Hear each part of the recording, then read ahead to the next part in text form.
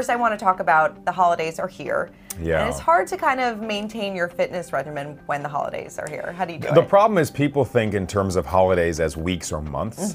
Holidays is you have Thanksgiving 3 weeks, and you basically have Christmas or Hanukkah. That's the holidays. Yeah. So you're talking about 2 days. That's true. And for some reason we think I'm just going to throw hazard to the wind. I'm going to be sedentary. I'm not going to eat well, and I can chalk it up to the fact that it's October, November, and December. Right. And then New Year's Eve. Yeah. So call it 3 days. The rest of the time, stay on your game. Yeah. You know, hit your step goal every day. My Fitbit reads at least 12,000 steps every day, even on the days that I'm gorging at those meals.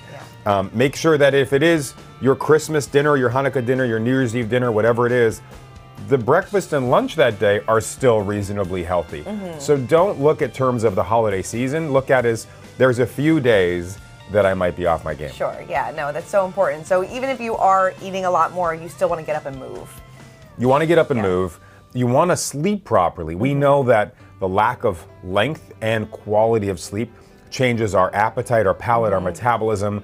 And so make sure you're doing the things you need to do to sleep well. Don't have caffeine in the afternoons. Turn your phone and your laptop off at least an hour before you go to bed. Yeah. And I'm able to look in the morning at my sleep score on my Fitbit, and it tells me not just how much, but how well I slept or how poorly I slept. Right. And things like alcohol and caffeine and that blue light from technology plays havoc with it. It really does. And this is so, it's great because it's all right there on your wrist and it's so easy for you to access, so you have no excuse. So you can track your steps, you can track your sleep, you can track your fitness. And you can track your food, you can track your mailman, you can track your kid. No. You can track it all. Yeah. But then, of course, we have New Year's resolutions. Everybody is gunning to get back to the gym and, you know, make a resolution in the new year. But, of course, come February 1st, a lot of people drop off. I'm not a big fan of New Year's resolutions for that reason. Yeah. You know, if people think, okay, today's mid-December, what's my New Year's resolution going to be? How about it's what's today? Yeah. Why wait 2-3 more weeks to change your lifestyle? Start today, make small changes. So one of the things I do is I tell people before you leave the house, the apartment every single day, or the asylum, wherever you live, walk around the block once before you leave for work. And then when you get home at the end of the day, walk around the block once. So just that adds steps to your day. Yeah, it's so true. And then build on that over time. Make small changes over time, but begin today. Don't wait for January 1st. I like that. Is there any, like, obviously there's all new trends every single year with diets and fitness. Is there anything that you're expecting in 2020? Or do you not believe I'm in hoping sanity. Yeah. You know, this year was the year of extremes. You saw fasting became bigger than ever. Keto became bigger than ever. I always say, and you're a mom, would you want your kids eating like that? Don't eat, only eat in a 2-hour window over the day, or carrots are bad for you. No. So I'm hoping that sustainability, moderation, rationality comes back in 2020. I highly doubt it. Right. But you're seeing technology is really big now. So obviously Fitbit is part of technology. You see a lot of these home units starting off with the Mirror and Tonal, and then Form is coming out in 2020, which are really revolutionizing home fitness.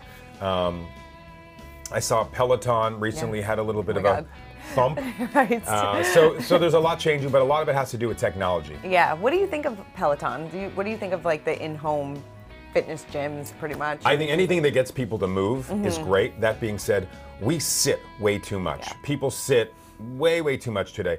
And for your fitness to be sitting again, I don't think it's a great idea. I'd rather people not sit on that bike and actually go walk in their neighborhood, walk to get a coffee, walk to meet friends, and they'll burn as many, if not more, calories, plus their weight bearing, so their bone density increases. They're being social. They don't have to get in the mental mindset of going for a walk. So I'm not a big fan of spinning. I'm not a big fan of the idea of being wedged in a hot room, especially in a spin class. Yeah.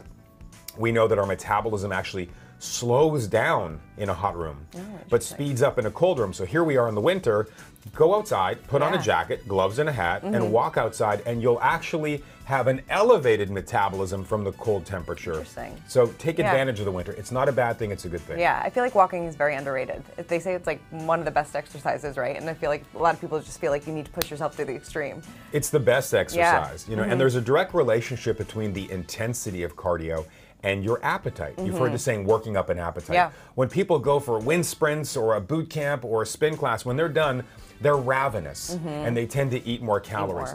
Plus, they give themselves this license to cheat because they're at dinner that night with their friends, dessert comes, and they say, you know what, I did a spin class, I deserve dessert tonight. Whereas if you just walked today, you're not going to be later tonight saying, you know what, I deserve to eat this, I walked for coffee. Sure. Right. Yeah, no, definitely. Very good tips.